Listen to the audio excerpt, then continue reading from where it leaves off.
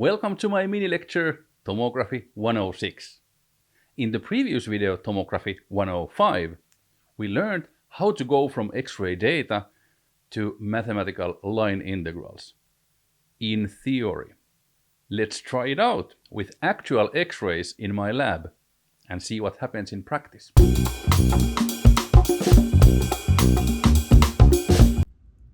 I take an eraser and cut it in half. This way I get two pieces of material with equal thickness. Next, I place the two eraser parts to the X-ray cabinet in my lab so that they are partly overlapping. You see the gray X-ray camera in the background, and on the other side there is the X-ray source. And here are the samples between them. Now we have some X-rays seeing just empty space on their way, some piercing one eraser piece, and other rays traveling through them both. Exactly as in the Tomography 105 video. This is the X-ray image we get from the camera. The pixel values are integers with maximum 4095. Which is exactly one short of 2 to the power 12.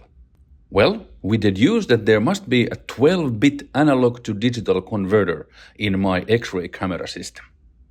If we invert the image and adjust the grayscale, we see vertical edges between regions. It's as if the eraser had some sharp inner division. But this is just the X-ray detector elements visible due to their different gain properties. This problem can be removed by using a darkfield image recorded with no X-rays at all. But we don't do that here. Let's plot the pixel values in the part of the image where X-rays arrive without any stuff in the way. Mathematically, we should see the same number in every pixel. But we see that the pixel values are not constant. There are two different issues here. Lots of sharp spikes and bumpy large-scale variation. The bumpiness can be corrected by using a brightfield image recorded with no object between the X-rays and the camera. Now it's time for the logarithmic calibration we saw in the video Tomography 105.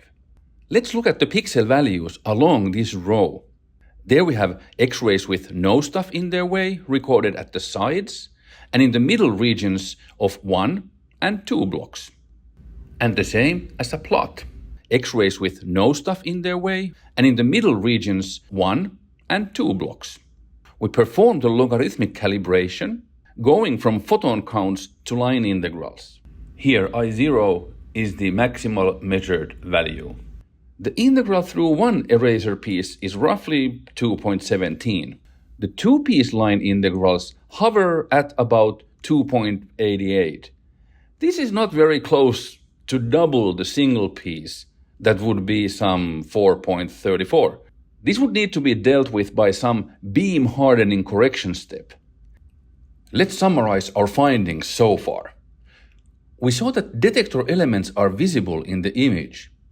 This can be corrected using a darkfield image.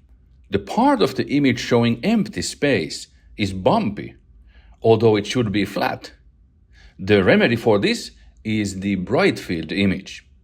Furthermore, our line integrals do not add up.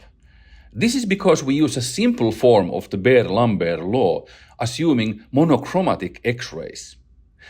But that can be helped with a beam hardening correction. There's also a fourth issue. The plots of pixel values are very ragged, showing a lot of spikes in areas supposed to be constant. This is due to quantum noise involved in detecting photons. So, we found out that real data is a huge mess.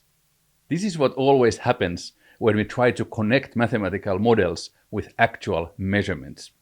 But don't get discouraged. All of these hurdles can be overcome. It's just good to understand that there's a lot of work in pre-processing and calibration of data. In the next video, we will focus on one of the issues we found here: quantum noise involved in X-ray photon counting. Thanks for watching.